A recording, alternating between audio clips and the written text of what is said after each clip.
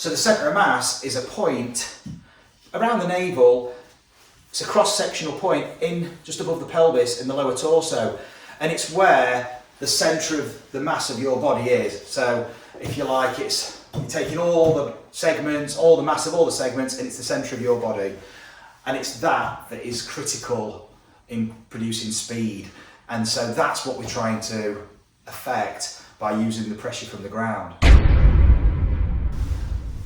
We're back in the studio with Mr. Foz, and I hope you enjoyed last Wednesday's video. We were looking at angle of attack, so we're looking at maximising your carry distance. Obviously, we're dealing with expert players, but it's good because we can start to see what they're doing and we can start to explore our potential with the characteristics that they're displaying. We saw a massive increase on the drives purely from increasing the angle of attack through impact. So these guys are doing it automatically. We're going to measure it, see what's going on, and then discuss it and look at some drills that we can do to tap into what they're doing. We're not trying to mimic anything, we're just trying to tap into these big forces that they're using. So how do they do it?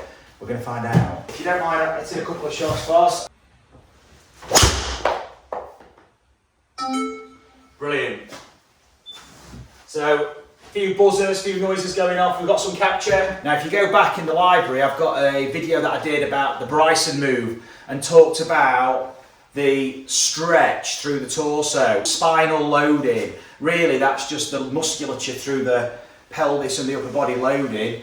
It's full body in general, but what we're measuring is the separation. It's interesting to see what happens in Foz's swing, and this is very typical for players who start to increase that stretch potential in the swing, essentially tapping into the elasticity and then letting it go.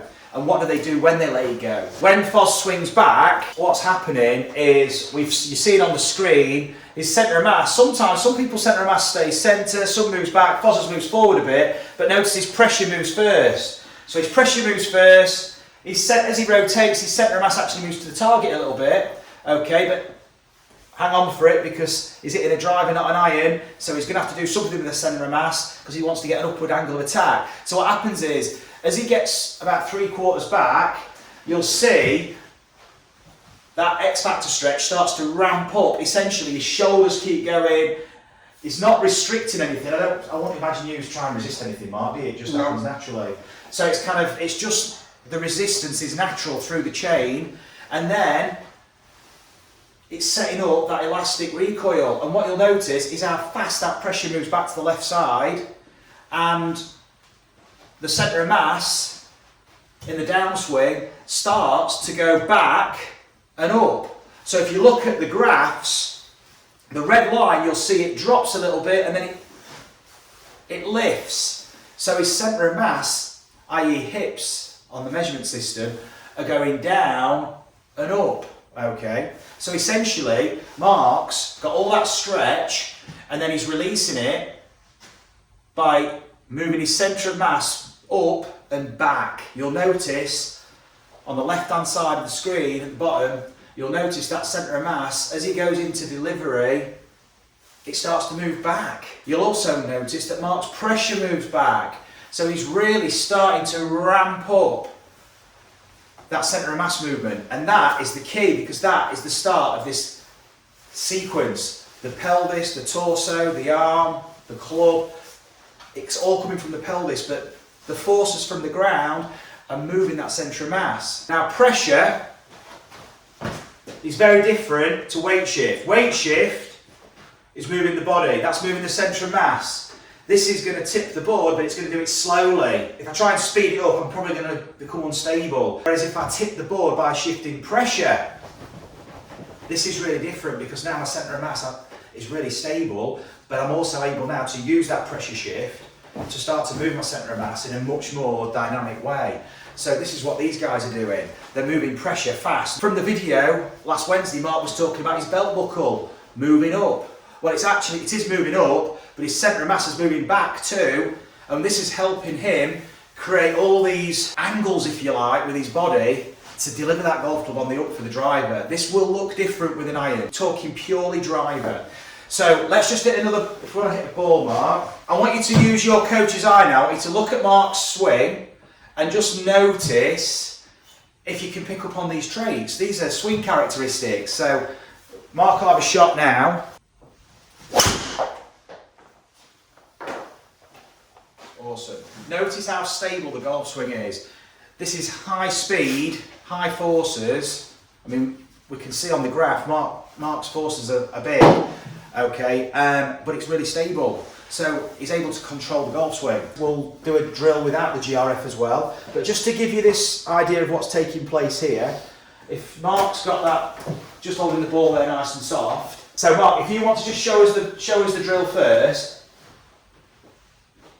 Okay. So what did you see there? So Mark, if you could talk us through what you're experiencing there when you do that. Yeah, so like whichever word you want to use, so GRF wise feels sort of starting on the left side, the arms, the first move is the pressure going across, like you said, staying stable, but starting to work towards the right heel.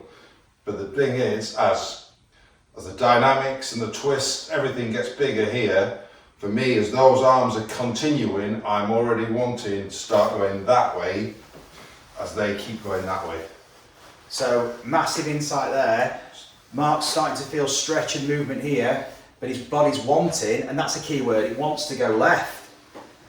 So notice how early Mark gets into his left side. Now if you look at the pressure trace on the pressure map, you'll see when Mark gets into this kind of place with the arms and the golf club, that pressure's already gone. So this is demonstrating exactly what Mark's experiencing. Now we can ramp this up a little bit. So Mark, if you want to do that exercise again, maybe start on the right foot first, just to rock the ball forward, so we set it up into momentum, and then we're going to go back and then bang the ball. Yes. So you can speed it up a bit to accelerate it a little bit, you start to increase the forces and you can feel the force. Now notice what Mark's doing when he loads back into the floor. So when he tips the board back, he's bending his knees, as opposed to, now this is something we'll see a lot of, that early extension of that left leg. And basically, it's a pelvic shift.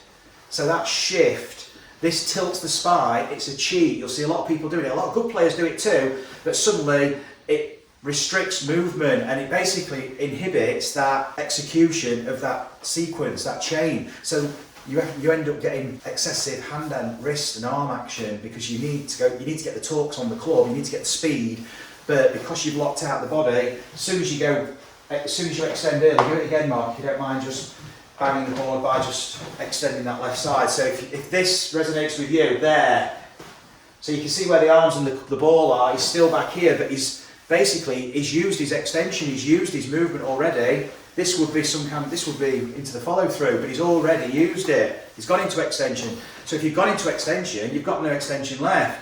But what Mark did in the exercise is he used flexion. So his centre of mass dropped there. And that's what you saw on the video. That's what you saw on the measurements. You saw his centre of mass drop and then go up. But we also saw it go back as well. What you can do if you've not got a GRF is you can just take a step drill with it. So you can just stand with your feet close together, okay, take a step, swing it back, but before the ball gets to the top of its fly, your left foot's gone. So this is basically, but notice, we don't want to go with it, okay? The foot goes, you can take a bigger step if you like with the left side, with your lead side. So my centre of mass is even further behind that pressure trace. Now this is obviously not conducive to free movement, but it's a good feeling for you getting your pressure forward. And then when you've got a club, you do the same thing. And now you're fully loaded into the ground and you're flexed. What goes down can go up. So now you can extend, centre of mass can go up, back. Got the hand path. We're going to do a drill. It's one of Mark's favourites that we do for his pressure shift using a tennis ball, half a tennis ball. And Mark, you talk us through it because it's something that you do just as a reminder. Yeah, I mean this is my favourite, and the simple reason it just for me as a player, it trains my brain to get the feelings of when I want to start the pressure shift forward. So it also, I can use it on the way back as well, because you know I have a tendency to sometimes go forward. So I almost like to come off it, which is a good feeling for me, and helps people get into the right heel. So I like to come off it, and then as we've discussed, just last 10 or 15 degrees as they're still going there, I like to push that through the floor if I can. That's my feeling. People, I think they see the left leg go that way, and they just go and think, oh, I'll just snap my left leg left.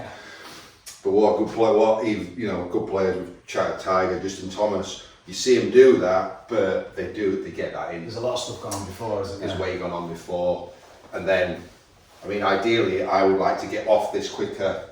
After I'm very good at loading in. If I could get off there quicker, it'd help me even more. That's why I love this so much. So you see, everyone's got their own reasons for using these exercises, and it means something different, but it's helping you connect with your own movement. So it's a form of reference.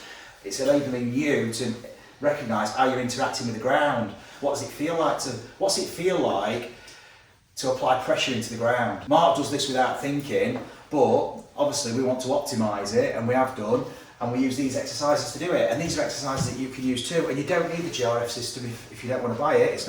You don't need these things. You can adapt it and use simple things like tennis ball, or just use step drills, something that just gives you feedback.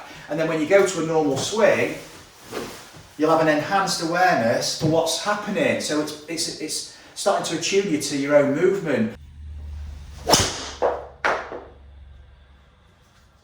And yeah, I mean, that is the best strike I've hit all day, which is typical of me when I put that in, which is why I use it at the range all the time. I mean, for me there, when I'm in playing mode and I was over that one, I'm thinking off the ball, as in pressure, into the ground, off the ball.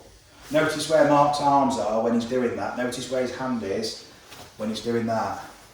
His hand is back there when he's feeling the pressure. So even his body movement, his body language suggests what's going on.